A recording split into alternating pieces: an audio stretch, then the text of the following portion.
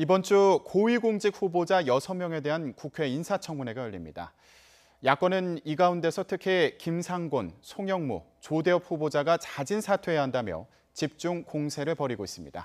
국회 연결합니다. 강희경 기자. 네, 국회입니다. 네, 내일부터 인사청문회가 잇따라서 예정돼 있죠. 네, 이번 주에는 고위공직 후보자들에 대한 인사청문회가 연일 예정돼 있습니다. 청문회를 앞둔 공직 후보자는 모두 9명인데요. 이 가운데 이번 주에만 6명에 대한 청문회가 열리면서 청문회 전국 3라운드가 본격적으로 진행됩니다. 먼저 내일은 한승희 국세청장 후보자에 대한 인사청문회가 열립니다. 이후 28일부터 사흘 동안은 야권의 공세가 집중되고 있는 후보자들의 청문회가 차례로 열리는데요.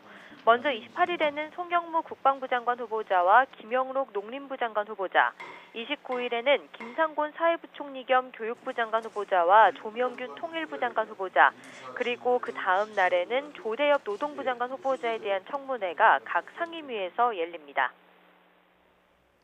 네, 이 가운데서 송영무, 김상곤, 또 조대엽 후보자에 대한 야권 공세가 집중되고 있죠.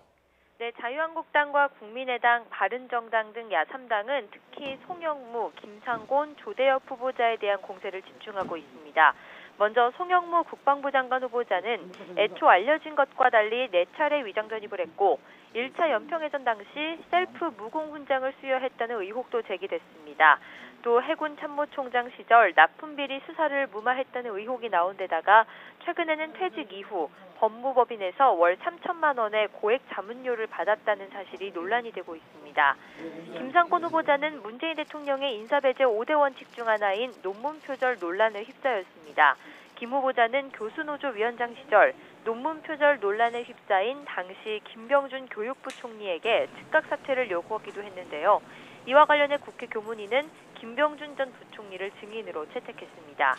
조대엽 후보자는 음주운전이 문제로 지적됐고 이후 거짓 해명 의혹이 제기되기도 했습니다. 또 조 후보자는 임금체불 의혹이 있는 기업에서 사회이사를 맡은 경력이 논란이 되고 있습니다. 야3당은 이런 점을 근거로 새 후보자를 부적격자로 규정하고 자진 사퇴를 강하게 촉구하고 있습니다. 이들이 자진 사퇴를 하거나 문재인 대통령이 지명 철회를 해야 한다는 입장인데요. 가장 강한 비판의 목소리를 내고 있는 자유한국당은 이들을 부적격 신3종 세트로 규정했고 국민의당과 바른정당도 지금까지 제기된 의혹만으로도 부적격이라며 강도 높은 검증을 예고하고 있습니다. 하지만 집권여당인 더불어민주당은 청문회를 통해 충분히 검증할 수 있는데 해명도 듣지 않고 사퇴를 요구하는 것은 정치 공세라고 맞서고 있는데요. 추경안과 정부조직법 처리를 놓고 대치를 이어가는 여야가 다시 한번 치열한 공방을 벌일 것으로 보입니다.